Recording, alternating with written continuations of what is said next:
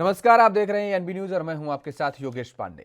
उत्तर प्रदेश विधानसभा चुनाव के 4 चरणों के चुनाव हो चुके हैं और यह पहला चुनाव है जिसमें हर चरण के मतदान में राजनीतिक दलों को अलग अलग चुनौतियों से निपटना पड़ रहा है।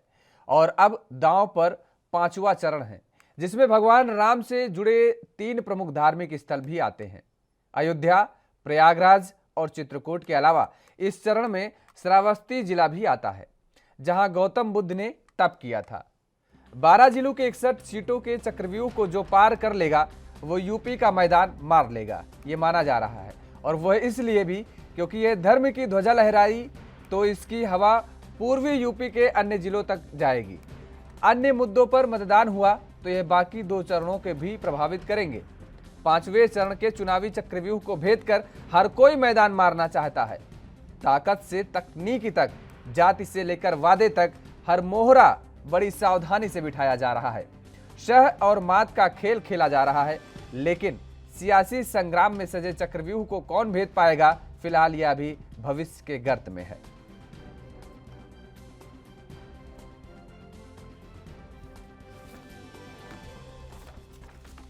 तो उत्तर प्रदेश विधानसभा चुनाव के 4 चरण पूरे हो चुके हैं। अब चुनाव 5वें चरण में प्रवेश कर चुका है और इन 5 चरणों का अगर चक्रव्यूह को जिक्र करें तो दरअसल पहला चक्रव्यूह जो नजर आता है वो 5वें चरण के आते आते विवादित बयान अपने चरम पर पहुंच गए हैं। बयानों के बाउंसर में मुद्दे गायब हो गए हैं। गर्मी और चर्बी वाले बयान से होता हुआ यह चरण चुनाव चिन्ह के आतंकवादी होने तक पहुंच गया और इस चरण में समस्याओं पर बात हो रही है। इसलिए पहला चक्रव्यूह समाधान का है, इसलिए बयानवीरों ने अब चक्रव्यूह को तोड़ने के लिए समस्याओं के समाधान की बात करनी शुरू कर दी है। यह अच्छी बात देखने को हालांकि मिल रही है। दूसरा चक्रव्यूह अगर इन सियासी सुरमाओं के लिए माना जाए तो हिंदू बनाम मुसलमान का बयान तो काम आया नहीं। पहले और दूसरे चरण में ध्रुवीकरण की बात हुई, हिंदुओं के पलायन का मुद्दा भी जिंदा किया गया, लेकिन इस चरण में दूसरा चक्रव्यूह किसान है, गैर चर गई वोट है और जैसे नारे गूंज रहे हैं। शायद इसलिए प्रधानमंत्री नरेंद्र मोदी को यह कहना पड़ा है कि वह 10 मार्च के बाद छुट्टा जानवरों से जुड़ी समस्या के समाधान से ठोस पहल करेंगे। लेकिन किसानों के मनाना टेढ़ी खीर साबित हो रहा है भारतीय जनता पार्टी के लिए। और जो तीसरा चरण है नेताओं के लिए, तीसरा चक्रव्यूह है, वो है बेरोजगारी का मुद्दा। सबसे बड़ा चक्रव्यूह ये बन चुका है। प्रयागराज हो फिर अयोध्या, अब चुनाव में मुख्य रूप से 2 मुद्दे ही सुर्खियों में है। पहला आवारा पशु और दूसरा बेरोजगारी। बीजेपी ने जहां राम मंदिर और सुशासन की बात कर रही है, वहीं समाजवादी पार्टी किसानों और बेरोजगारों के मुद्दे उठाकर अवध के कोर जिलों में किला फतह करने की कोशिश में जुटी हुई है। और चौथे चक्रव्यूह का अगर जिक्र करें तो 5वें चरण का चौथा चक्रव्यूह जातीय गणित है। इस चरण में अयोध्या से लेकर प्रयागराज तक पिछड़ी और अति पिछड़ी जातियां कई समूहों में बटी हैं। भाजपा और सपा दोनों के ही सहयोगी दल इस चरण में अपने प्रत्याशियों को मैदान में उतारे हैं। राजभर, कुर्मी पटेल, गड़रियों और निषादों की साधना बड़ी चुनौती है। 2017 के विधानसभा चुनाव में 10 जिलों की 60 में से 50 सीटें जीतने वाले बीजेपी की प्रतिष्ठा यहां दांव पर है। जातियों को साधना मुश्किल का काम नजर आ रहा है। और जो 5वां चक्रव्यूह है वो है अपराधी से नेता बनने को बेताब सफेदपोशों को साधना बड़ी चुनौती भी मानी जा रही है। तो रजवाड़े भी इस जंग में तलवार भांज रहे हैं। अयोध्या के गोसाईगंज में बबलू सिंह और आरती तिवारी में संघर्ष हो चुका है। सुल्तानपुर में भी माफिया सरगना आमने सामने है। तो चित्रकूट के मानिकपुर में दस्यु सम्राट रहे ददुआ का बेटा वीर सिंह पटेल और प्रतापगढ़ के कुंडा से रघुराज प्रताप सिंह उर्फ राजा भैया, वामेठी में डॉक्टर संजय सिंह मैदान में है। इन दोनों को अपने रजवाड़ों की लाज रखनी है। राजनीतिक दलों को इनसे सामंजस्य बिठाना मेढक तौलने से कम नहीं है। तो उत्तर प्रदेश विधानसभा चुनाव के 4 चरण पूरे हो चुके हैं और ये 5वें चरण में जब चुनाव प्रवेश किया तो नेताओं के लिए चुनौती क्या क्या है वो भी हमने बताया आपको। 5वें चरण में राम जन्मभूमि अयोध्या से लेकर प्रयागराज, चित्रकूट में सियासी जंग होनी है। यहाँ बीजेपी को अपने किले को बचाए रखने की चुनौती है, तो वहीं समाजवादी पार्टी, बहुजन समाज पार्टी और कांग्रेस को सत्ता में वापसी की उम्मीद है। 5वें चरण में अयोध्या, प्रयागराज, चित्रकूट, अमेठी, रायबरेली जैसी सीटों पर चुनाव होना है। यहाँ बीजेपी के लिए फिर से सत्ता में वापसी करने की राहें आसान नहीं नजर आ रही हैं। बीजेपी को यहां अपने दुर्ग बचाने की बड़ी चुनौती सामने है। वहीं कांग्रेस के लिए भी इस चरण में बड़ी चुनौती है। कांग्रेस के सामने अमेठी और रायबरेली की सीट बड़ी चुनौती है। बता दें कि आपको 2019 के चुनाव में कांग्रेस के राहुल गांधी को अमेठी में हार का मुंह देखना पड़ा था। जाहिर है कांग्रेस यहां वापसी करना चाहेगी। उधर बहुजन समाज पार्टी भी अपनी दमदार दस्तक से सबको चौंका देना चाहती है। 5वें चरण में अयोध्या, अमेठी, रायबरेली, सुल्तानपुर, बाराबंकी जिलों की सीटों पर राजनीतिक दलों के बीच जबरदस्त घमासान के साथ कड़ी चुनौती भी है। ये सभी अवध के जिले हैं। पूर्वांचल के तहत आने वाले बहराइच, गोंडा और श्रावस्ती जैसे अहम जिले शामिल हैं और इन जिलों में चुनाव होने हैं। इसके अलावा प्रतापगढ़, प्रयागराज, कौशाम्बी जिलों की सीटों के साथ साथ बुंदेलखंड के चित्रकूट जिले की भी 2 सीटें शामिल हैं, जहां मुकाबला कड़ा है। 5वें चरण की जिन 61 विधानसभा सीटों पर चुनाव हो रहे हैं, उनमें 90% सीटों पर बीजेपी और अपना दल गठबंधन का कब्जा रहा है। 2017 के विधानसभा चुनाव में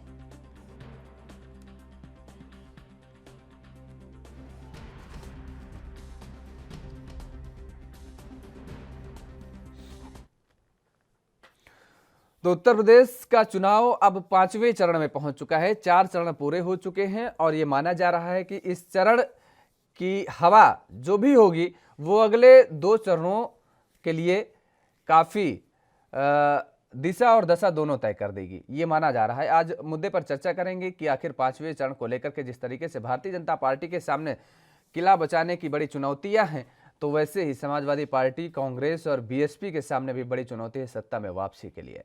हमारे साथ 2 मेहमान जुड़ चुके हैं, आपका परिचय करा देते हैं। विवेक श्रीवास्तव जी हैं, भारतीय जनता पार्टी के नेता हैं, आपका बहुत बहुत स्वागत है। दिलीप यशवर्धन जी जुड़े हुए हैं, राजनीतिक विश्लेषक के तौर पर, आपका भी बहुत बहुत स्वागत है। कुछ ही देर में कांग्रेस के प्रवक्ता भी जुड़ेंगे।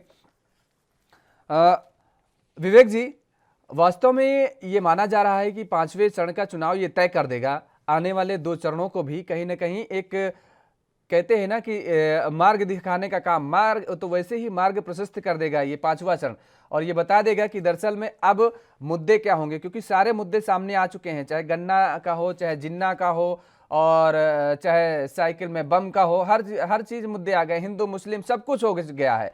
हालांकि कांग्रेस ने उधर रोजगार के मुद्दे को भी उठाया चौथे चरण में। जिस तरीके से सोनिया गांधी ने प्रेस कॉन्फ्रेंस करके कहा कि उत्तर प्रदेश में जिस तरीके से रोजगार को लेकर के युवा परेशान है, पलायन करने को मजबूर है, तमाम सारी समस्याएं हैं, लेकिन सरकार है कि नजरअंदाज करती नजर आ रही है। 5वां चरण कितनी बड़ी चुनौती मानते हैं भारतीय जनता पार्टी के लिए? योगेश जी, जिस चरण में चुनाव आ गया है, ये सत्य बात है कि 5वें चरण से ही ये फैसला हो जाएगा कौन पार्टी निर्णायक बढ़त ले रही है। अभी तक के चरणों में हमें पर्याप्त जनता का समर्थन मिला है। इसी 5वें चरण में हमारा ये तय हो जाएगा कि हम कितनी सीटें लेकर के आगे बढ़ रहे हैं।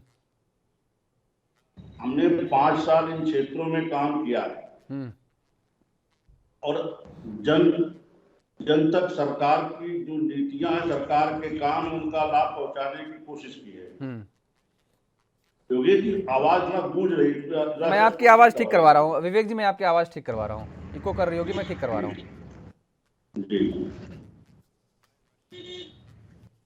जी। बोलिए आप।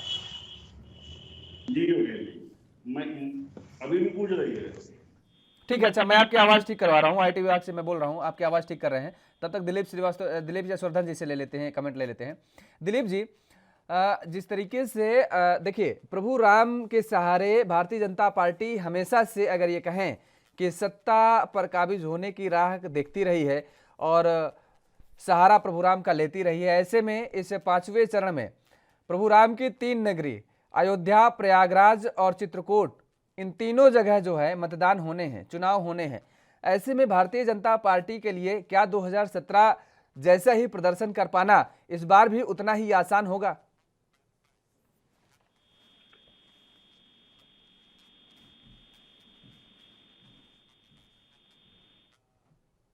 चलिए, दिलीप जी की भी आवाज नहीं मिल पा रही है शायद।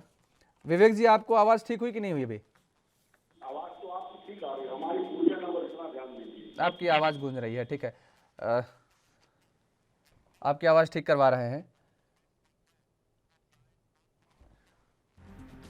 तो उत्तर प्रदेश विधानसभा चुनाव के 4 चरण के चुनाव हो चुके हैं और यह पहला चुनाव है जिसमें हर चरण के मतदान में राजनीतिक दलों को अलग अलग चुनौतियों से निपटना पड़ा है।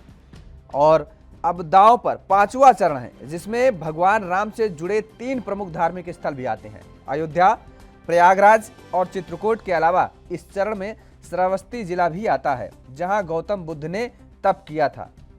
61 सीटों के चक्रव्यूह को जो पार कर लेगा वो यूपी का मैदान मार लेगा, ये माना जा रहा है। दिलीप यशवर्धन जी, आपको आवाज मिल पा रही मेरी? मिल रही है जी दिलीप जी, वास्तव में जिस तरीके से ये कहा जा रहा है कि भारतीय जनता पार्टी हमेशा से प्रभु राम के सहारे सत्ता पे काबिज होने का जो सपना देखती रही है, सपना संजो रही है और उनको लेकर के एक बड़ा मुद्दा भी हमेशा बनाती रही है, हवा देने का काम भी करती रही है। 5वें चरण में मतदान प्रभु राम के 3 धार्मिक स्थलों पर होने जा रहे हैं, अयोध्या, प्रयागराज और चित्रकूट।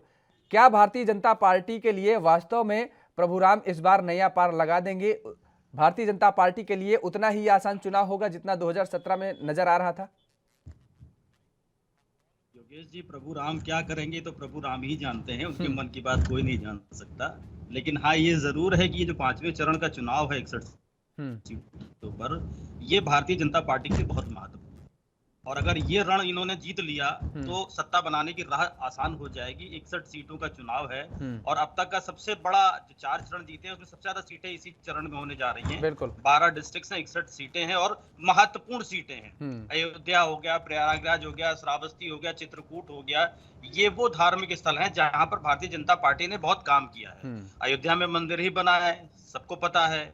चित्रकूट में भगवान राम की स्थली है, बहुत महत्वपूर्ण है रामचरितमानस की दृष्टि से। प्रयागराज में एक सफल कुंभ का आयोजन योगी सरकार के द्वारा किया गया था और श्रावस्ती अपने आप में एक धार्मिक महत्वता का स्थल है। तो ये सारी जगह ऐसी हैं जहां पर हिंदुत्व बाहुल क्षेत्र है। और अगर भारतीय जनता पार्टी हिंदुत्व की राजनीति करती है और अगर हिंदुत्व का कार्ड भारतीय जनता पार्टी का चलता है तो ये जो 61 सीटें हैं, जिसमें पिछली बार लगभग 90% सीटें, इस चुनाव की क्या लगभग हर चरण में जितने भी चुनाव हुए हैं 90% सीटें भाजपा के पास ही रही हैं। लेकिन 90% सीटें इस बार रिपीट नहीं होंगी, ये तो तय है। सीटों में कितनी आएंगी ये मैं नहीं कह सकता, लेकिन 90% का आंकड़ा पार पाना इस बार भारतीय जनता पार्टी के लिए बहुत चुनौती भरा है, क्योंकि विपक्ष भी अपने पूरे दम के साथ मैदान में उतरा हुआ है। सत्ता से कुछ लोगों की नाराजगी भी है, कम वोटिंग परसेंटेज सत्ता के प्रति उदासीनता भी दर्शा रहा है। अब ये चरण पता चलेगा कि जो धर्म का कार्ड है, जो धर्म की राजनीति है किसी भी पार्टी के द्वारा, वो कितना ज्यादा परवान चढ़ पाती है। क्योंकि ये धार्मिक स्थलों से जुड़ा हुआ चुनाव है। 61 जिलों में 4 ऐसे महत्वपूर्ण जिले हैं जो धर्म बाहुल्य हैं और वो धर्म बाहुल्य है जहां पर भारतीय जनता पार्टी की राजनीति का केंद्र है, अयोध्या। तो ये चरण तय करेगा कि ये जो हिंदुत्व की राजनीति है, ये जो श्री राम का सहारा है, श्री राम का सहारा नहीं, उनके नाम का जो सहारा है, वो सहारा भारतीय जनता पार्टी की नैया को किनारे लगाएगा या नहीं लगाएगा। बिल्कुल ठीक बात आपने कही है कि देखने वाली बात होगी कि प्रभु राम के नाम का जो सहारा भारतीय जनता पार्टी लेती रही है, इस बार कितना उस नाम का फायदा उठा पाएगी भारतीय जनता पार्टी। फिलहाल रुकते हैं एक छोटे से ब्रेक के लिए, ब्रेक के बाद फौरन हाजिर होते हैं।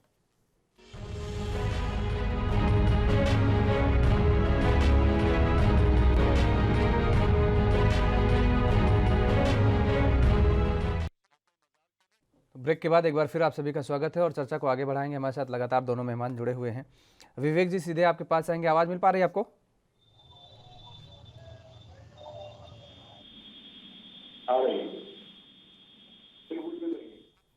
इको आपका ठीक हुआ विवेक जी? अभी समय तो ठीक है। ठीक है विवेक जी, वास्तव में अभी जिस तरीके से आपने सुना दिलीप जी को कि जिस तरीके से वो कह रहे हैं, साफ तौर पर उन्होंने बताया कि ये जो 5वां चरण है, 90% सीटें तो वैसे हर चरण में आपके पास रही हैं, लेकिन इस बार इस आंकड़े को टच कर पाना बड़ी चुनौती है, कठिन है। और उन्होंने ये अंदेशा जताया है कि वैसे 90% आने के चांसेस बहुत कम हैं। देखिए, ये दिलीप जी का अपना आकलन है, हमारे मित्र हैं दिलीप जी।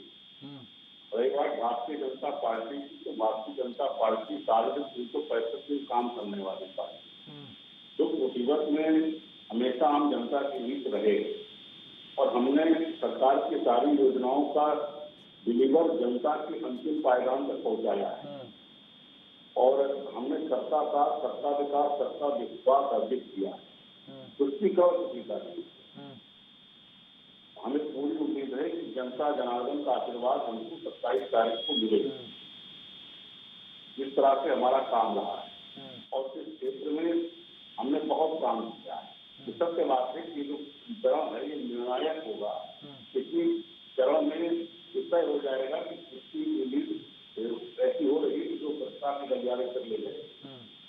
मैं दिलीप जी की इस बात से सहमत हूँ और हमें पूरी उम्मीद है कि जो हमारा पुराना प्रदर्शन था पिछला 2017 वाला, उससे अच्छा प्रदर्शन हम 2022 में करने जा रहे हैं।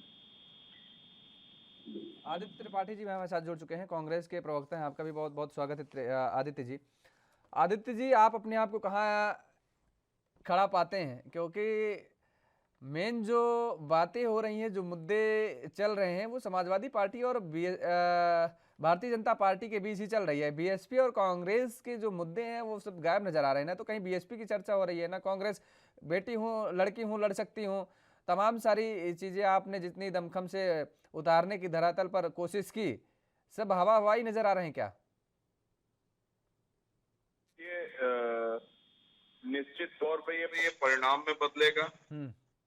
जितनी भी हमने मूवमेंट चलाई, चाहे वो लड़की हूँ लड़ सकती हूँ, चाहे वो नारी सशक्तिकरण के लिए प्रियंका गांधी जी की लड़ाई हो, चाहे वो हाथरस का मामला रहा हो, चाहे वो नाव का मामला रहा हो, चाहे वो रितु सिंह जी की लड़ाई लखीमपुर खीरी में रही हो, या आजमगढ़ में सीए पीड़िता की लड़ाई हो, जिस तरह से उन्होंने धरातल को उठाया है, हमें विश्वास है जनता उसको नजरअंदाज सही नहीं करेगी। और जिस तरह से पॉजिटिव राजनीति की बात प्रियंका जी ने उत्तर प्रदेश में लाई है कि काम के आधार पे, विकास के मुद्दों के आधार पे हम जनता से जीत जाए, वो जो एक पॉजिटिव है उसका हमको जरूर उसका परिणाम मिलेगा। लगता नहीं, लेकिन नजर आ नहीं रहा, क्योंकि आप जिस तरीके से, अमेठी भी आपके लिए इस बार बड़ी चुनौती होगी आदित्य जी। अमेठी से राहुल गांधी जी का जो पत्ता था वो तो साफ ही हो गया है। अब इस बार अगर अमेठी भी आपके हाथ से फिसली तो मुझे लगता है अगले लोकसभा चुनाव में भी आपके लिए तब तो फिर राह बहुत ही मुश्किल हो जाएगी। देखिए, अभी आपने देखा अमेठी में पूर्व विधायक इनके सुरेश साथी जी, जो जनता ने लिया था, भारतीय जनता पार्टी के विधायक थे, उनको जनता ने वहां स्मृति ईरानी जी की जिस तरह लगातार रैली तो निश्चित तौर पे राहुल गांधी और प्रियंका गांधी जी का आज भी हुआ और कल भी वो थी अमेठी में, आज जगदीशपुर में कार्यक्रम। जिस तरह से अपार जन समर्थन मिल रहा है वो इस बात का प्रतीक है कि अमेठी मारने नहीं जा रहे।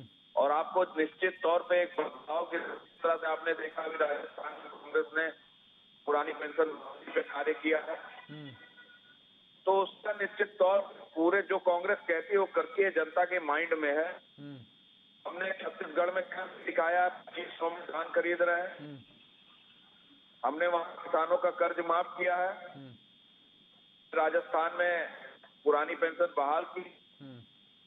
तो जिस तरह से जनता ने देख रही है कि मुद्दे कांग्रेस उठाती है, जो कांग्रेस कहती है वो करती है, और ये काम समाजवादी पार्टी हो या भारतीय जनता पार्टी हो, वो धरातल पर अपने कामों को उतार नहीं पाती। ठीक है, धरातल पर उतार नहीं पा रही है। क्या है दिलीप जी, अमेठी में भी मतदान होने हैं, रायबरेली की भी एक सीट इस 5वें चरण में है, चौथे चरण में भी रायबरेली में मतदान हो चुका है। रायबरेली और अमेठी ये कांग्रेस का गढ़ माना जाता है, रहा है। अगर इस बार रायबरेली और अमेठी भी कांग्रेस के हाथ से फिसल गई तो क्या वास्तव में ये माना जाए कि उत्तर प्रदेश से कांग्रेस फिसल गई? इसको मान लेने में कोई नहीं होगी, और कांग्रेस ने अपने गढ़ को खुद ही गड्ढा बना दिया है। अमेठी इनका सीट था, रायबरेली इनका क्षेत्र था, अमेठी से कई दशकों तक प्रधानमंत्री रहा है देश में, और प्रधानमंत्री का संसदीय क्षेत्र रहने के बावजूद भी वहाँ क्या डेवलपमेंट है आप देख सकते हैं। खुद कांग्रेस को लोग देख सकते हैं कि जो 10 साल मतलब कई दशकों तक जो सीट संसदीय क्षेत्र रही है प्रधानमंत्री, वहाँ पर डेवलपमेंट नाम का कुछ भी नहीं। तो सीट तो हारेंगे ही हारेंगे जब आप जनता से वोट लेकर के जनता के कंधे में चढ़ करके संसद की उच्च कुर्सी पर बैठेंगे, अगर जनता को लात मार देंगे, जनता के लिए कुछ नहीं करेंगे, तो जनता तो आपको नकार देगी देगी। एक बार मौका दिया, 2 बार मौका दिया, 3 बार मौका दिया, कई बार मौका दिया। और पिछली बार राहुल गांधी को देखिए वहां से लोगों ने नकार दिया। और इस बार भी ये अपनी जमीन वापस ला पाए अमेठी या रायबरेली में, ये बहुत बड़ी बात है। कांग्रेस से देखिए आदित्य सिंह की उन्होंने इनको छोड़ दिया, परंपरागत सीट को परंपरागत वोटर थे, मतलब कैंडिडेट थे वो कांग्रेस के, उन्होंने छोड़ दिया। तो इनके लिए तो चुनौतियां और ज्यादा बढ़ती चली जा रही हैं। और ये दुनिया भर की इधर उधर की बातें करने के बजाय अगर अपनी जो परंपरागत सीटें थी उनको ही ये वापस ले आए तो ये मान ले कि इस लड़ाई में इन्होंने बहुत बड़ी जीत हासिल कर ली। अच्छा, दूसरा ये कि अगर समाजवादी पार्टी इस विधानसभा चुनाव में एक अच्छा प्रदर्शन नहीं कर पाती है, क्योंकि 2014, 2017, 2019 तीन चुनाव तो समाजवादी पार्टी के यूं ही निकल गए और तीनों चुनाव में कोई बहुत खास प्रदर्शन अच्छा नहीं रहा है, हार का सामना देखना पड़ा है। अगर 22 भी कहीं गड़बड़ा जाता है तो क्या वास्तव में अखिलेश यादव के राजनीतिक कैरियर पर भी सवाल उठ जाएंगे? क्योंकि जब 2012 में सरकार बनी थी तब मुलायम सिंह यादव एक चेहरे के तौर पर, अगर ये कह दे कि मुलायम सिंह के चेहरे पर ही चुनाव लड़ा गया था, अखिलेश यादव ने जी तोड़ मेहनत की थी, ये बात ठीक है, लेकिन कहीं ना कहीं जो फेस था वो मुलायम सिंह यादव का था। तो क्या समाजवादी पार्टी के कार्यकर्ताओं में ये भी एक मैसेज जा सकता है कि मुलायम सिंह यादव की वजह से 2012 में सरकार बनी थी? ये ठीक है कि 2012 की सरकार मुलायम सिंह यादव जी के चेहरे पर बनी थी, उनकी वजह से बनी थी, उन्होंने जो गुटबिल कमा रखी थी उसकी वजह से बनी थी। लेकिन मुख्यमंत्री बनने के बाद अखिलेश यादव जी ने सत्ता को संभाला था और अपने अपने कार्यकर्ताओं में से अपना संबंध बनाया था। और आज जो वो चुनाव लड़ रहे हैं वो पूरा अपने चेहरे से लड़ रहे हैं। आज मुलायम सिंह यादव जी का चेहरा कहीं नहीं है, फोटो में जरूर दिखते हैं और सिर्फ तरहल की सीट पर वो चुनाव प्रचार करने गए, बाकी वो कहीं चुनाव प्रचार में नहीं गए, कहीं आप किसी न मीडिया में आए न सोशल मीडिया में आए। तो आज की डेट में समाजवादी पार्टी अगर आगे बढ़ रही है तो वो अखिलेश यादव ही इंजन का काम कर रहे हैं। और अगर चुनाव हार जाते, देखिए हार जाएंगे या जीत जाएंगे वो अलग की बात है। यहाँ हारना जीतना सिर्फ इस बात पे निर्भर करता है कि वो मुख्यमंत्री बनेंगे या नहीं बनेंगे। रही बात मुख्यमंत्री बनने की तो ये 10 तारीख को पता चल जाएगा, लेकिन ये बात तय है कि इस बार समाजवादी पार्टी का परफॉर्मेंस अच्छा होगा और किसके बाद से सीटें बढ़ेंगी। और समाजवादी पार्टी ही एक ऐसी पार्टी है जो भारतीय जनता पार्टी को चुनौती दे रही है चुनाव में। अगर भारतीय जनता पार्टी को ये नहीं लगता है कि समाजवादी पार्टी सक्रिय है या सीटें उसके खाते में जा सकती हैं, तो इतना ज्यादा तंज नहीं कसा जाता, इतना ज्यादा उनकी कमियों को हाईलाइट नहीं किया जाता, क्योंकि वो तो 5 साल से सत्ता में नहीं है और उसमें कमियां थी तभी 2017 में आपको सत्ता दी जनता ने। जब आपको ये भरोसा था कि उनकी कमियों से नाराज होकर के सत्ता हमको दी गई और हमने 5 साल जनता के लिए काम किया है, तो फिर आपको सिर्फ अपना काम गिनाना चाहिए था। आपको सत्ता की विपक्ष की बुराइयां नहीं गिनानी चाहिए, लेकिन जो सत्ता है वो लगातार अपनी अच्छाइयां कम और विपक्ष की बुराइयां ज्यादा गिनाती है। राजनीतिक दल को ये समझ में कहाँ आता है, कहीं ना कहीं डरे हुए हैं। ठीक, बिल्कुल ठीक बात आप कह रहे हैं। फिलहाल यहाँ पर रुकते हैं एक और छोटे से ब्रेक के लिए, ब्रेक के बाद फौरन हाजिर होते हैं।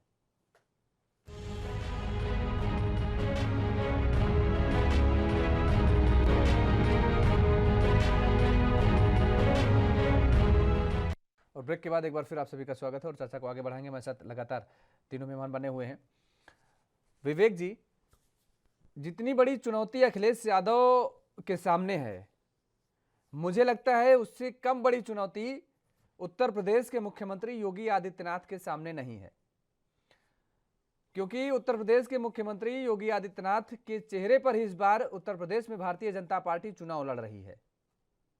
और ऐसे में अगर परफॉर्मेंस डगमगाया बीजेपी का तो पूरा ठीकरा जो फूटेगा वो मुख्यमंत्री योगी आदित्यनाथ पर ही फूटेगा और ये कहा जाएगा कि क्योंकि चेहरा आप ही थे, प्रदर्शन आपने नहीं दिखा पाया, और दूसरी बात 5 साल का कार्यकाल पर भी सवाल उठेंगे। तो जिस तरीके से जो उनकी एक छवि क्रिएट की जा रही है भावी प्रधानमंत्री की, ये तो आप भी जानते होंगे कि भारतीय जनता पार्टी के एक धड़ा जिस तरीके से उनके जो समर्थक हैं योगी आदित्यनाथ जी के, वो ये कह रहे हैं कि आने वाले समय में वो भावी प्रधानमंत्री हैं और उत्तर प्रदेश का विकास के मॉडल को लेकर के चला जा रहा है। जिस तरीके से गुजरात के मॉडल को लेकर के चला गया था, मतलब सेम हूबहू कॉपी की जा रही है। ये बताया जा रहा है कि जैसे प्रधानमंत्री की गद्दी तक नरेंद्र मोदी जी पहुंचे हैं, वैसे ही योगी आदित्यनाथ जी भी पहुंचेंगे और देश को अगर कोई चला सकता है तो योगी आदित्यनाथ ही नरेंद्र मोदी के बाद चला सकते हैं। तो अगर परफॉर्मेंस गड़बड़ाया तो बट्टा लगना तय है।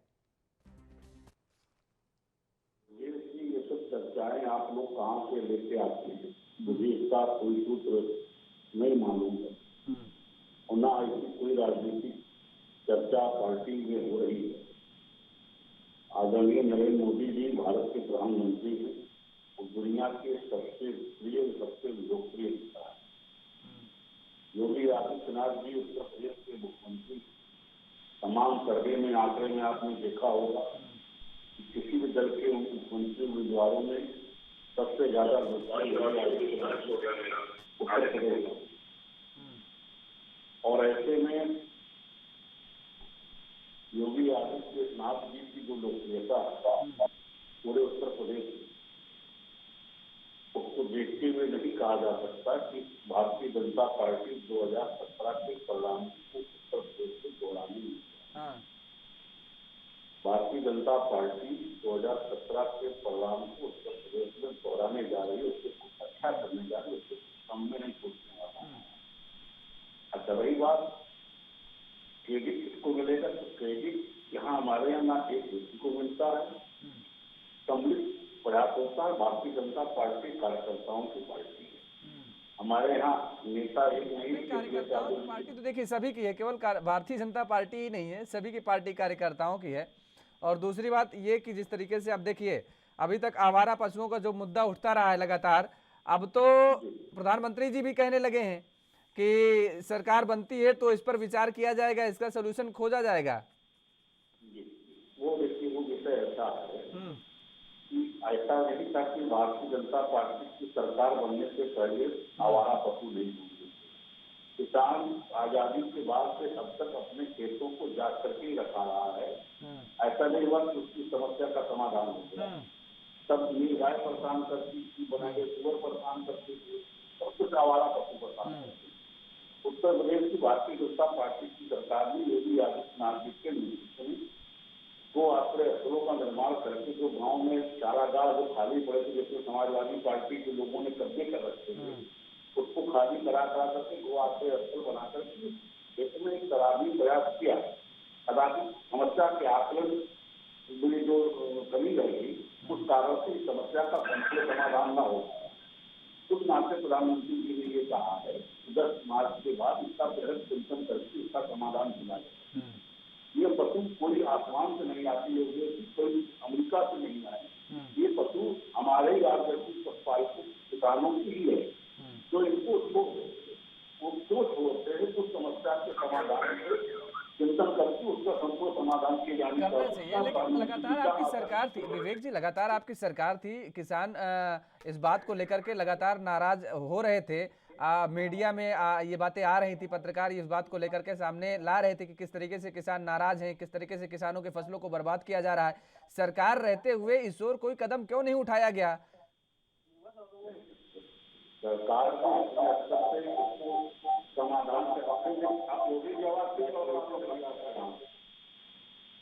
सरकार ने अपने स्तर से इस समस्या के समाधान का प्रयास किया। जगह जगह गाँव में दो आश्रय स्थलों का निर्माण किया, दूसरे आयोग का गठन किया। भाई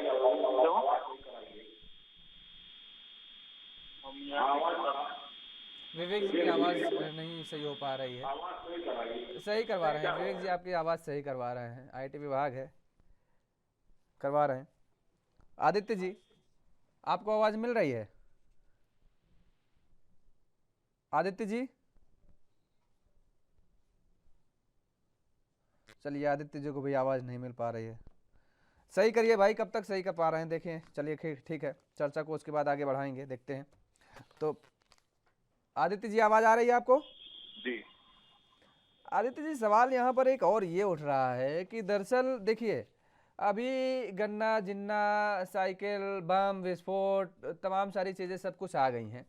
अब आपने विकास के मुद्दे का जिक्र किया है, आपने युवाओं के रोजगार का जिक्र किया है, आपकी नेता ने चौथे चरण के पहले जिस तरीके से कार्यकर्ताओं को संबोधित किया और ये बातें रखी केंद्र सरकार पर भी निशाना साधा, लेकिन कहीं ना कहीं जो नज़र थी वो उत्तर प्रदेश पर ही थी, उत्तर प्रदेश को लेकर के।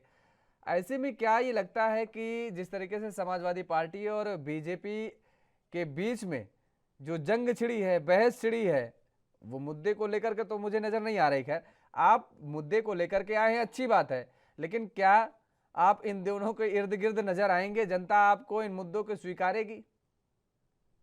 देखिए, जब गांव का एक गरीब किसान, बेरोजगार युवा जब मतदान करने जाएगा तो उसको अपने रोजगार की चिंता होगी, रोजी रोजगार की चिंता होगी। आप जिस तरह से देख रहे हैं, खाने के तेल का दाम 200 पार कर चुका है। आप देख रहे हैं हर चीज के दाम में आग लगी हुई है, महंगाई आसमान पर है। इन्होंने कहा था कि जब मोदी जी की सरकार आएगी तो हम महंगाई कम कर देंगे। हुआ क्या? उसके विपरीत काम हुआ। आज महंगाई आसमान छू रही है। सिलेंडर जो 400 रुपए में ये हाय तौबा करते थे, आज जनता को उसको 1000 रुपए में खरीदना पड़ रहा है। कितने गरीब तो खरीद भी नहीं पा रहे हैं।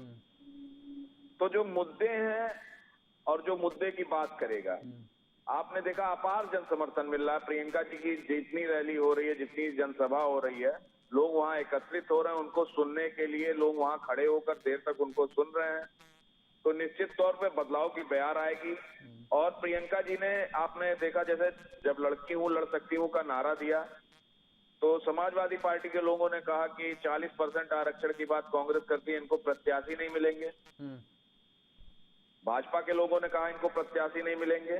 लेकिन हमें गर्व है कि 400 सीटों में 160 सीट जो हमने महिलाओं के लिए आरक्षित की है, वहां हमारी महिला लड़ रही है और दमदारी से लड़ रही है। और निश्चित तौर पे जो महिलाओं के अंदर ये लड़ने की भावना जागृत हुई है, इस चुनाव में हमको लाभ इसका मिले या न मिले, लेकिन आने वाले दिनों में इसका लाभ मिलेगा। और जनता समझेगी कि उनके जो मुद्दों की लड़ाई लड़ रहा, जो उनके मुद्दों की बात कर रहा, उसी को वोट देना चाहिए।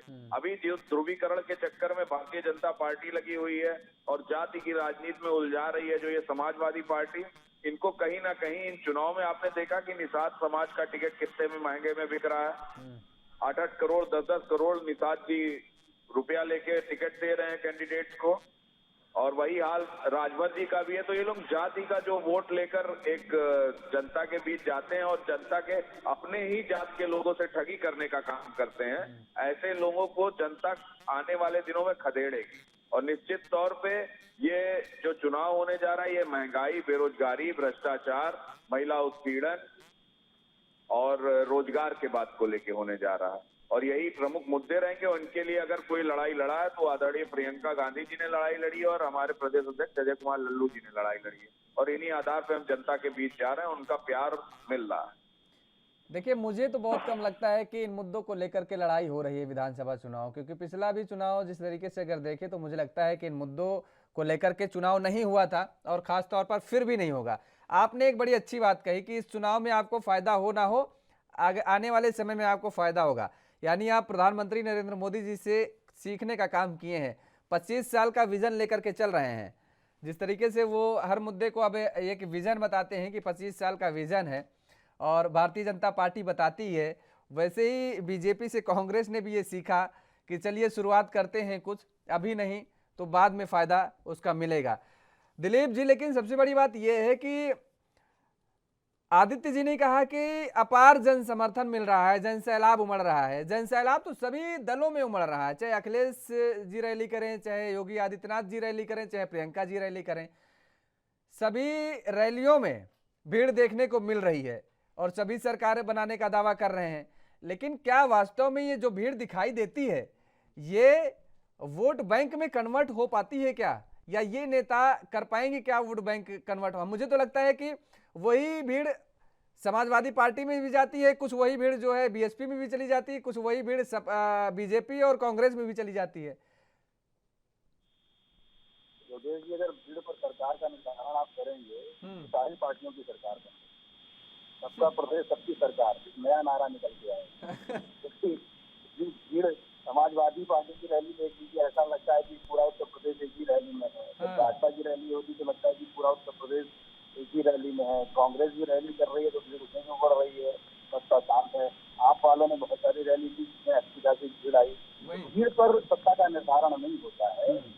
भीड़ वोट में कितनी कन्वर्ट होती है वो निर्धारित करती है कि सरकार किसकी बनेगी। और भीड़ राजनीतिक रैलियों में कैसे आती है ये बड़ा सर्वविदित है, सब जानते हैं कि भीड़ आती नहीं है, भीड़ बुलाई जाती है। और भीड़ बुलाने पर वोट में कन्वर्जन होगा ये हमेशा राजनीतिक पार्टियां भी जानती हैं कि वोट में कन्वर्जन होगा या नहीं।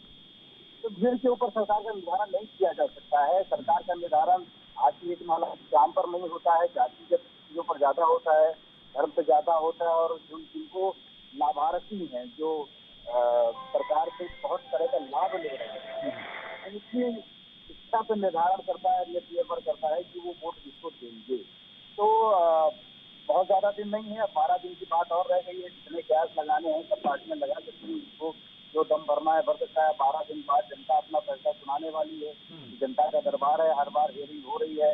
अब की 5वीं हियरिंग या फिर 6ठी हियरिंग होगी, फिर 7वीं हियरिंग होगी और 10 तारीख को जनता का फैसला सब राजनीतिक पार्टियों के पक्ष में विपक्ष में जिसे भी जाना होगा वो आ जाएगा।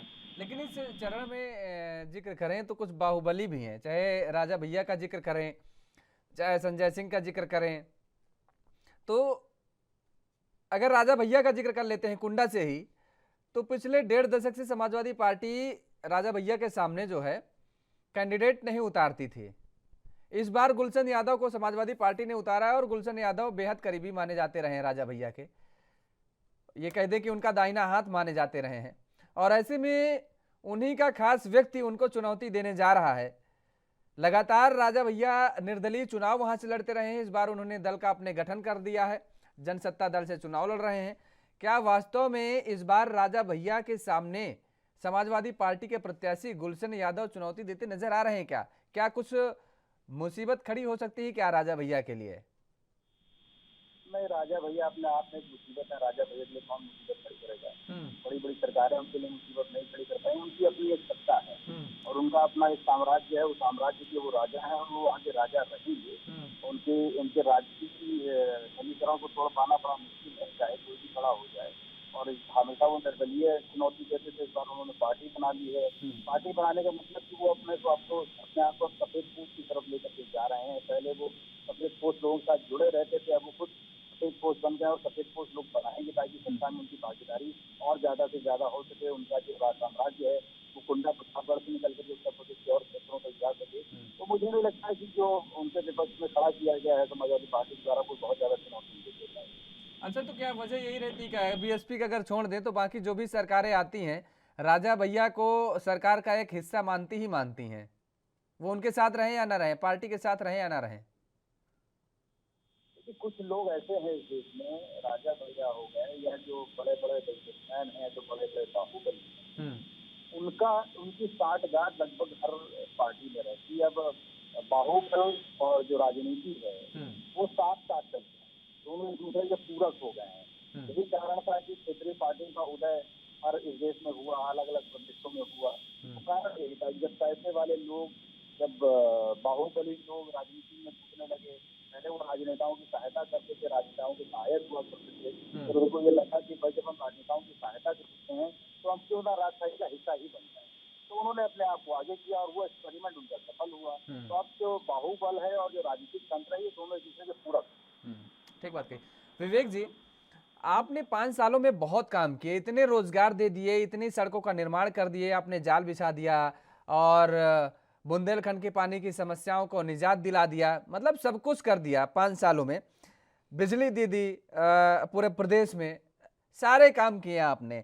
अभी दिलीप जी ने एक बात कही कि दरअसल ये राजनीतिक दल जब अपने कार्यकाल में किए गए कामों को नहीं गिनाते हैं तो जाहिर तौर पर है इन पर प्रश्नवाचक चिन्ह लगना लाजमी है कि अगर आपने काम किया है तो उन कामों को गिनाने के बजाय आप जो विपक्ष में बैठा रहा 5 साल, उनकी पूर्ववर्ती सरकार की नाकामियों को आप गिना रहे हैं कि तब की सरकार ने ये काम नहीं किया और उन्होंने क्या किया वो आप बता रहे हैं। मतलब अपने कामों को गिनाने के बजाय विपक्षी दल पर तंज कसने का काम ज्यादा कर रहे हैं।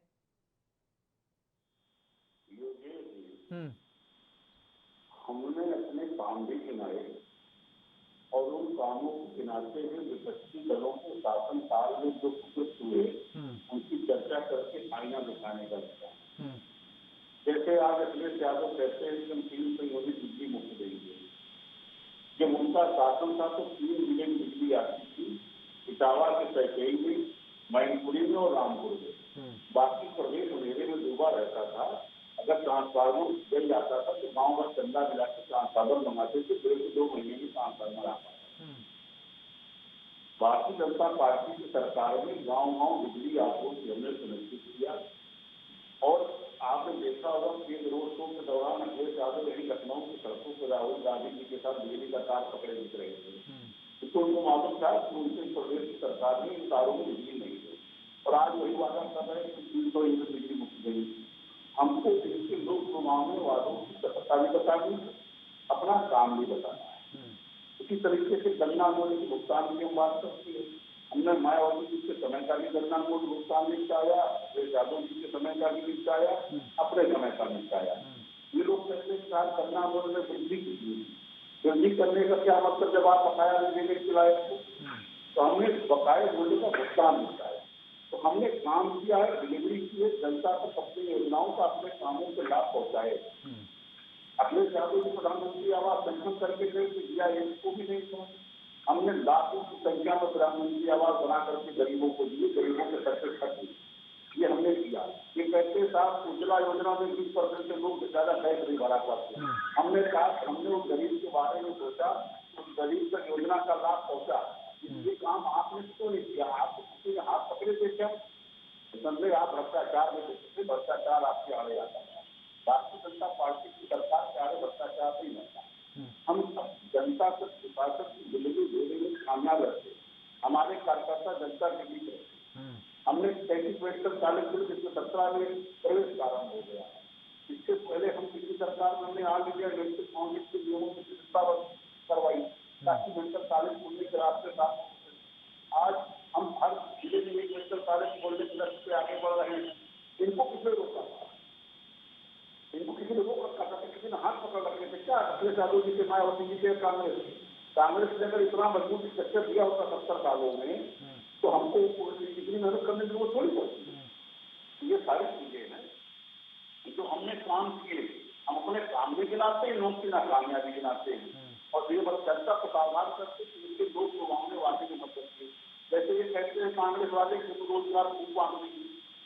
राजस्थान से बेरोजगार युवा यहाँ कांग्रेस कार्यालय पर धरना देने आते, वो क्या है? ये कहते साहब हम गोबर खरीद लेंगे, ये कहते साहब प्रियंका गांधी को देखने के लिए बहुत लोग आ रहे हैं। अरे उनको देखने के लिए आ रहे। राजस्थान में एक और बहुत बढ़िया काम कर दिया है, पुरानी पेंशन बहाल करने जा रही है। कभी कहा है, किया नहीं है। अरे कर दिया समझ लीजिए भाई। अब वो बजट सत्र में वो कह रही तो करने जा रही है भाई। इन्होंने कर्जमाफी भी कर दी थी। हाँ। योगेश जी, और कर्जा माफ नहीं हुआ। उत्तर प्रदेश का भी ये बहुत बड़ा मुद्दा है। कर्जमाफी का भी ऐलान किया। किसानों को कर्जमाफी का तो सारी चीजें हैं। ये लोग चुनावी गाँव देश में इस तरह की घोषणाएं कर रहे हैं, जब तक वो मूल रूप ना ले। राजस्थान में कहाँ चुनाव है विवेक जी? राजस्थान में भी कहाँ चुनाव है भाई? राजस्थान में भी नहीं, ये वहाँ भी घोषणा का लाभ उत्तर प्रदेश में लेने की कोशिश कर रहे हो। आप राजनीति समझिए, करेंगे कुछ नहीं। उन्होंने किसान की कर्ज माफी के नाम पे वहाँ सरकार बना ली, कर्ज माफ किया क्या? बिल्कुल किया। गोबर खरीदने की बात करते हैं। ये आप ही की तरह दूरदर्शी हुए जा रहे हैं क्या विवेक जी? कांग्रेस वाले आप ही की तरह दूरदर्शी हो रहे जा रहे हैं क्या? आदित्य जी आ रहे हैं नहीं, दूरदर्शी नहीं। ये देखिए जिस तरह से सत्ता के में इस तरह के लोग लुभावने वादे कर रहे हैं, जनता इनके वादों को भरोसा नहीं कर रही है। कि 2 रुपया किलो गोबर खरीदने की बात करते हैं। जिस प्रदेश में किसान का अन्न नहीं खरीद मिल रहा है, सारा उस प्रदेश में बताइए गोबर कौन खरीद पाएगा? खासतौर पर लोग लुभावने वालों को उत्तर प्रदेश की जनता भरोसा करने वाली नहीं है। और जिस तरह के लोगों का एटीट्यूड है, आप देख लीजिए मुख्यमंत्री जी हमारे 5 साल काम की जनता के बीच उपस्थित रहे। जब कोरोना में संकट था, विपक्षी दल कहाँ थे? प्रियंका जी ने एक पद की सूची रखी जिसमें ऑटो स्कूटर की नंबर थी। इस तरह के जो लोग आचरण कर चुके उनको ऊपर प्रदेश जनता कैसे भरोसा कर लेगी? ये याद अखिलेश यादव का, अखिलेश यादव उसमें ट्वीट खेल रहे थे। आज चुनाव के लिए निकले हुए तो जनता इसको देखने सुनने जाती, बात वोट में नहीं तब्दील होने वाली। जो समस्या अखिलेश यादव के साथ 2017 में थी वही आती है। कोई अंत में कहेंगे भाई भीड़ तो हमारे यहाँ बहुत आ गई, लेकिन वोट में तब्दील करना उसका नेता का काम होता है। ऐसे नेता उनके यहाँ नहीं है। भारतीय जनता पार्टी के पास कार्यकर्ता है, ग्रास रूट वर्कर है, जमीन पे काम, और हमारे पास नेता चेहरों की हमारे पास कमी नहीं है। ठीक है दिलीप जी, आपके पास आएंगे, समझने की कोशिश करेंगे कि इस चुनाव में वास्तव में युवाओं को रोजगार को लेकर के और पुरानी पेंशन की बहाली की जो मांग लगातार चल रही है वो कितना प्रभाव पड़ेंगे। लेकिन उससे पहले एक कमेंट लेते हैं आदित्य जी से। आदित्य जी, अभी आपने देखा माननीय प्रवक्ता भाजपा के, उन्होंने कहा कि गन्ना का जो किसानों का भुगतान है वो हमने सारा पेमेंट कर दिया योगी जी के आते ही। आपको मैं बता दूं 2019-20 का अभी भी पूर्वांचल के किसानों का 150 करोड़ से ऊपर का बकाया अभी बाकी है किसानों का, वो अभी पेमेंट नहीं हुआ। और 2020-21 का तो अभी कुछ नहीं पेमेंट हुआ। तो और जिस तरह से इन्होंने इलेक्शन के टाइम आके 5-10 रुपया गन्ना के मूल का बढ़ाया है और पूरे 4 साल योगी जी को नहीं दिखाई दिया गन्ने के मूल का दाम, तो अगर कोई 400 वादा कर रहा है तो इनको क्यों तकलीफ हो रही है। और इन्होंने कहा कि खरीदने की बात कांग्रेस करी, हम छत्तीसगढ़ में खरीद रहे हैं होगी कि वहां पर चल रही है और सफल योजना है छत्तीसगढ़ सरकार की। हम 2500 रुपया कुंटल धान वहां खरीद रहे हैं। आप देख रहे हैं पूरे देश में सबसे ज्यादा धान की खरीदारी छत्तीसगढ़ में होती है सरकार द्वारा। तो भारतीय जनता पार्टी को फर्जी आंकड़े दिखाने की आदत, और ये फर्जी बात करते हैं और हम यथार्थ बात कर रहे हैं और जो हो रहा है वो बता रहे हैं। हमने पुरानी पेंशन बहाल की राजस्थान में, अभी ये कह रहे हैं करेंगे। बजट में उन्होंने घोषित कर दिया, उसके लिए बजट अलॉट कर दिया। इन्होंने जिस तरह से 700 किसानों ने शहादत दे दी, उसके बाद कृषि कानून को पहले ये अच्छा समझाते थे जब तक मोदी जी ने कहा कि हम इसको लगाएंगे। मोदी जी ने जब उसको वापस ले लिया तो इन्होंने कहा कि ठीक है, कृषि कानून के बारे में दूसरी राय बताने लगे। तो इनके पास जो मोदी जी कहेंगे बस ये टीम की तरह सारे लोग लग जाते हैं वही झूठ को फैलाने में। और अभी देखिए आपने कहा इनके गृह मंत्री जी का बयान आता है कि इंटर पास करो और अरे ठीक है भाई, लैपटॉप देंगे, निकल गया होगा मुंह से। 84-46 करते हैं। ठीक है। राहुल गांधी को पप्पू कहा करते थे, उनकी बात को पकड़ के मीम्स बनाते थे। आज गृह मंत्री जी के हजारों मीम्स वायरल हो रहे हैं। तो जो बोएंगे आप वो काटेंगे। अब जनता आपके मीम्स बना रही। ठीक है दिलीप जी, आपने किसी नेता का मजाक उड़ाया, आज आपको जनता गांव-गांव में खदेड़ने का काम कर रही। ठीक है दिलीप जी, ये वास्तव में जो अगर आते हैं आदित्य जी आएंगे आपके पास। दिलीप जी, ये जो 2022 का विधानसभा चुनाव हो रहा है, क्या वास्तव में इसमें युवाओं के रोजगार को लेकर के अगर बात करें, और दूसरी बात अगर अभी राजस्थान का जिक्र बीच में आ गया तो वहां पर पुरानी पेंशन बहाली का जिक्र हुआ, क्योंकि उत्तर प्रदेश में भी लंबे समय से ये मांग उठ रही है, लगातार लोग उठा रहे हैं और इसके लिए प्रदर्शन भी तमाम सारे हुए। क्या वास्तव में इस चुनाव में ये दोनों मुद्दे प्रभाव डालेंगे क्या? मुद्दा तो परमानेंट मुद्दा है। भारत देश चाहे वो उत्तर प्रदेश चाहे पुरानी पेंशन बहाली की जो बात कर रही है, वो समाजवादी पार्टी ने भी घोषणा पत्र में दिया है कि वो 2005 की जो पेंशन थी उसको बहाल करेंगे। कर देते तो अच्छी बात है, लोगों को लाभ मिलना चाहिए। सरकारी नौकरी के प्रति आदमी की जो आकर्षण होता है वो इसी कारण से होता है कि जिंदगी भर जब तक रिटायर नहीं होंगे तब तक सरकार सरकार देगी, रिटायर हो जाएंगे तो सरकार पेंशन देगी, तो अपना भविष्य जो है वो आराम से कट जाएगा। और होता भी है ऐसा। तो अगर पेंशन की बात, हालांकि कितना प्रभावशाली होगा, क्योंकि समाजवादी पार्टी ने ही पेंशन को बंद भी किया था, तो अब जनता उनकी बातों पर कितना विश्वास कर पाएगी, अगली बात ये देखने वाली बात है। तीसरा, जो सरकारी नौकरी वाले लोग हैं उनका वोट परसेंटेज बहुत ज्यादा नहीं, इतना नहीं कि अगर 100% लोग भी प्रभावित हो जाएंगे समाजवादी पार्टी की बात से और 100% लोग समाजवादी को वोट दे देंगे तो समाजवादी की सरकार बन जाएगी, क्योंकि वोट परसेंटेज सरकारी आदमी का बहुत ज्यादा नहीं। अब रही बात युवाओं के रोजगार को लेकर के, तो युवाओं को रोजगार वास्तविकता में देता कौन है? सरकारी आंकड़ों में या बयानों में सभी चीज की तो भारतीय जनता पार्टी ने भी बहुत रोजगार दिया है, कांग्रेस ने तो पिटारा ही खोल रखा है रोजगार का, समाजवादी पार्टी ने भी बहुत सारा रोजगार दिया था और आगे देने की बात कर रहे हैं। तो ये तो बरगलाने वाली बात है। मुझे लगता नहीं कि युवाओं को इन सारी बातों से तो बहुत फर्क पड़ता है। जो वास्तविकता में करके दिखाएगा तो अगली बार उसकी बातों पर विश्वास कर लिया जाएगा। बाकी तो घोषणा पत्र में लिखे शब्द हैं और ये शब्द हर इलेक्शन में लिखे जाते हैं और फिर उसको उठा करके बंद कर दिया जाता पक्ष में कि अब अगली बार जब इलेक्शन आएगा तो फिर इस घोषणा पत्र को निकाल के पब्लिक को बनाएगा। ये घोषणा पत्र में बड़ी बड़ी घोषणाएं कर देते हैं। मुझे लगता है इसको इलेक्शन कमीशन को इस ओर भी ध्यान देना चाहिए। हमने कई बार इस बात को कहा है कि इसको कानून के दायरे में लाना चाहिए। तो मुझे लगता है क्या व्यवस्थाएं कुछ ठीक नहीं हो जाएंगी अगर कानून के दायरे में आ जाएगा घोषणा पत्र? तो मुझे भी बहुत सारी चीजें ऐसी हैं जो कानून के दायरे में आनी चाहिए, लेकिन वो कानून के दायरे में लाने का काम राजनीतिक पार्टियां ही करती है जब वो सरकार बनकर बैठती है, और वो उन चीजों को कानून के दायरे में इसलिए नहीं लाती है कि उन्हीं का नुकसान हो गया। तो वो भविष्य दृष्टा होते हैं, उन्हें पता है कि अगर हमने इस तरह का कोई भी फैसला लिया तो भविष्य निकल के वो हमको और हमारी पार्टी को ही नुकसान करेगा और हमें ही काम करना पड़ेगा। तो इस देश में विषमता यही है कि जो राजनीतिक पार्टियां झूठा वादा करके संसद और विधानसभा तक पहुंचती हैं, उन्हीं को कानून बनाने का अधिकार है, और वो ऐसा कोई कानून नहीं बनाते हैं जो उनके राजनीतिक बयानबाजियों के या राजनीतिक प्रगति की अड़चन करे। ठीक बात आप कह रहे हैं। 100 बात की अगर एक बात ये कह दिया जाए कि इन राजनीतिक दलों को केवल सत्ता पर काबिज होना और राज करना प्रदेश पर होता है, मेन फोकस इनका इधर ही होता है। जनता की समस्याएं क्या होती हैं उनसे इनका दूर दूर का नाता नहीं होता है। फिलहाल आप तीनों मेहमानों का हमारे साथ जुड़ने के लिए बहुत बहुत शुक्रिया। तो चौथे चरण के बाद अब उत्तर प्रदेश विधानसभा का चुनाव 5वें चरण में प्रवेश कर चुका है और आज से प्रचार प्रसार भी थम जाएगा और 27 फरवरी को मतदान होने हैं। ऐसे में अब सभी राजनीतिक दलों के लिए एक बड़ी चुनौती मानी जा रही है 5वां दल, और ये भी कहा जा रहा है कि 5वें दल का रुझान आगे आने वाले दोनों चरणों के रुझान भी तय कर देंगे।